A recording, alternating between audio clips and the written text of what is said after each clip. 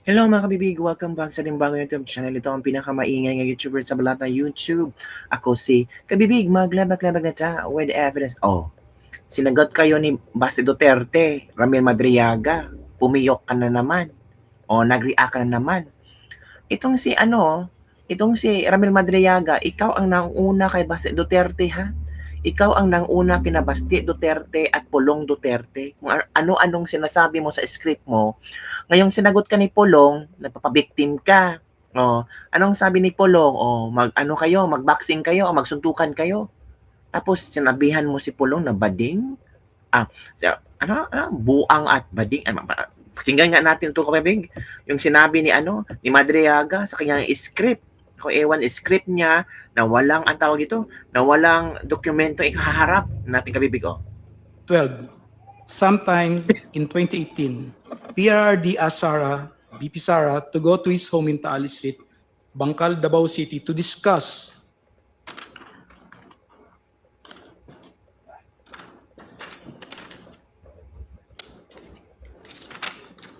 upcoming local elections in Davao City, where BP Sara was going to run for re-election as mayor.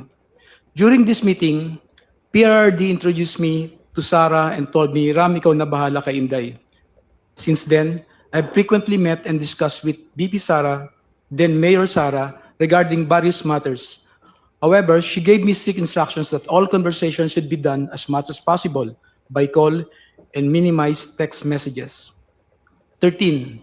Furthermore, PRD also asked me to profile individuals associated with BP Sara, then again Mayor Sara, because she is his favorite among his children. PRD wanted BP Sara in politics instead of Paulo Duterte Pulong and Sebastian Duterte Baste, who he characterized as baliw and bading, respectively. Ito yung sinasabi ni Madriaga. Alam niyo ba, kabibig, kung ano ang sagot ni Baste? Natural.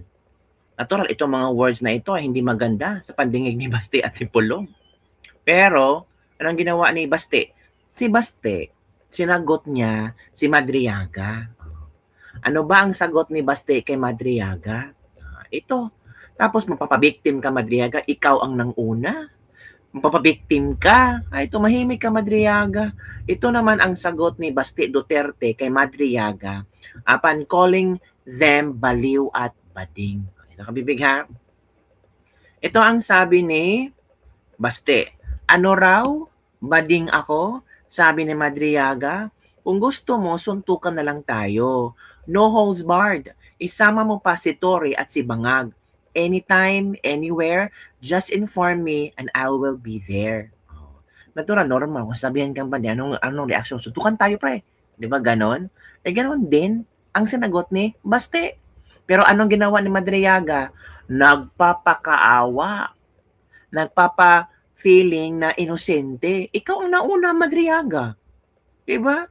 Sinagot ka lang ni Baste. Anong sagot ni Madriaga? It's an honor to exchange blows with you. However, if you find your way here in Annex 2, Camp Bagong Diwa, I will accommodate your requests and trouble and trade punches, kicks and elbow, backhand, roundhouse, and uppercut, and headbutts, and even. Tapos sinabi pa ni Madriaga na ako ay 58 years old. Pa-drama effect. Ikaw ang nauna, tapos naging biktima ka. Sino bang biktima dito? Sino bang gumagawa ng script, di ba ikaw? And do you think maniniwala ang mga Cebuano na gagamitin talaga ni Digong yung baliw at bading?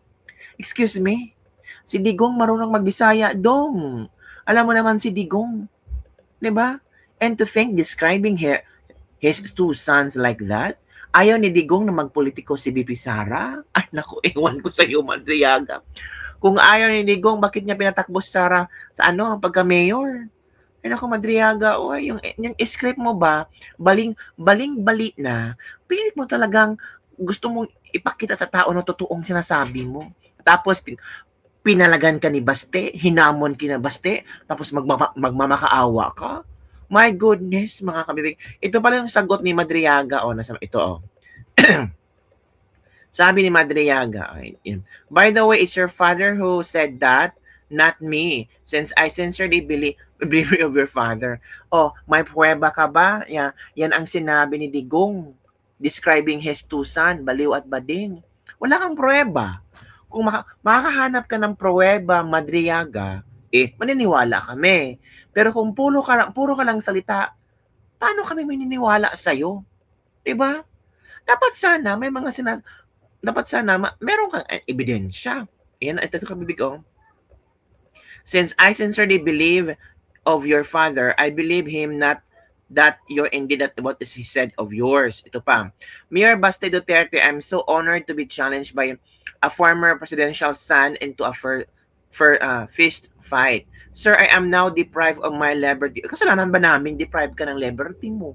Huwag mong gamitin yung status mo ngayon. Hinamo na. Ikaw kasi ang ikaw ang nanguna sa mga ni Basti at ni Pulong buti pa si Pulong hindi pa nagsalita. Ang sinabi ng baliw. 'Di ba?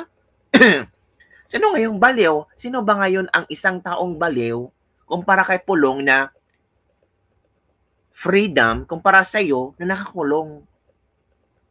Normal ba ang isang taong mangnidnap ng mga tao? Ano itong hindi 'Di ba? Since I am now deprived of my liberty, I am helpless and I am already 58 years old. Please try to challenge someone of your own age and height. Nevertheless, out of my respect to you, I will accept your challenge of be giving grace to you. Naku, napapaawa naman. O sige, pwede ka naman mag-training dyan.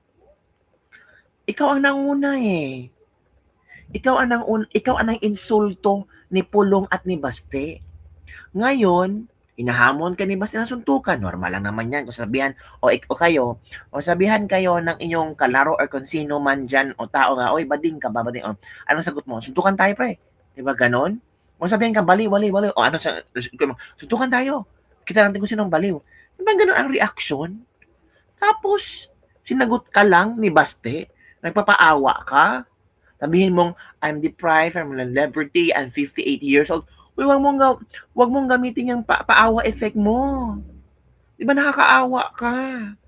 Nakakaawa yung pagiging dramatista mo. Yung paiyak-iyak mo, hindi. Kaya nga ang daming taong natatawa sa mga reaction, mga script mo Tapos ngayon, pinalagan ka ni Baste, ikaw pa ang napa-victim card ka dyan. Ay naku, Madriaga, hindi na yan. Nakakatawa ba? May mga tao pa rin naniniwala kay Madriaga, no? May mga supporters pa rin si Madriaga. And take note, this Madriaga is nakakulong, may kaso.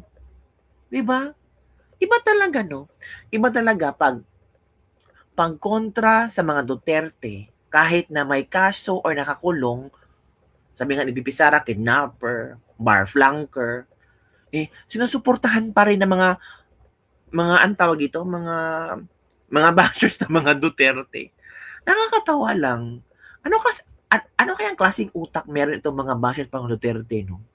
'Di ba? Tinatawag nila na mga didi shit. Oh, sige, tawagin niyo kami didi shit. Ano naman kayo, kaintae? Kung saan mamimigay ng grasya, doon kayo. Oh. 'Di ba? Nakakatawa lang. Ito si Madriaga, hamon, siya ang una, siya ang tawag dito, ng insulto. Sabihin na naman niya, yung sabi niya, hindi galing sa akin, galing sa ama mo. O may pruweba ka ba? Talabang galing kay Digong. May pruweba ka ba?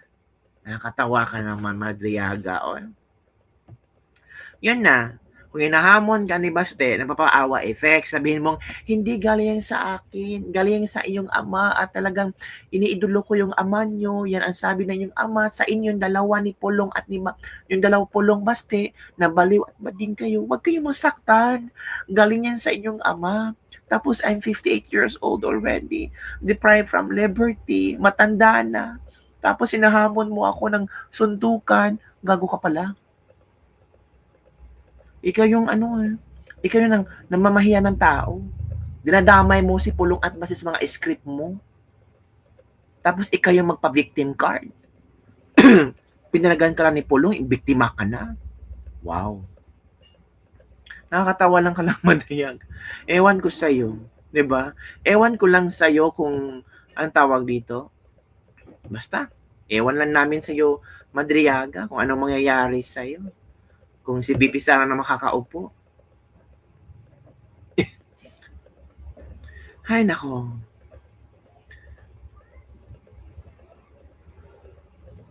So, yun lang kabibig ang ating Libak-Libak for dinner. Natatawa lang ako ba? Pinalaga ni Baste, nagpapaawa effect. Diba?